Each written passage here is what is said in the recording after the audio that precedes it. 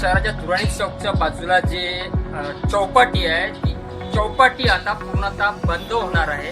येत्या 5 मार्च पासून जागा खाली करण्याचे निर्देश या ठिकाणी असलेल्या सर्व नाश्त्याच्या गाड्यावाल्यांना देण्यात आलेले आहे. आणि शासकीय तंत्रनिकेतन जे महाविद्यालय आहे, पॉलिटेक्निक कॉलेज यांच्या वतीने मोठमोठाले बॅनर चौपाटीच्या परिसरात लावण्यात आले आहेत. पण आता प्रश्न हा आहे, या चौपाटीवर जे पण 35 ते 40 दुकानदार आपला उदरनिर्वाह चालवत आहे, आपला परिवार चालवत आहे, त्यांचं काय, त्यांचं कसं होणार?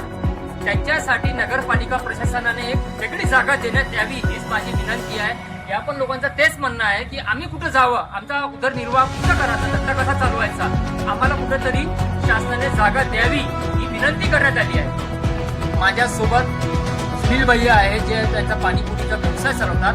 ते स्वतः काय म्हणणं आहे त्यांचं ऐकू.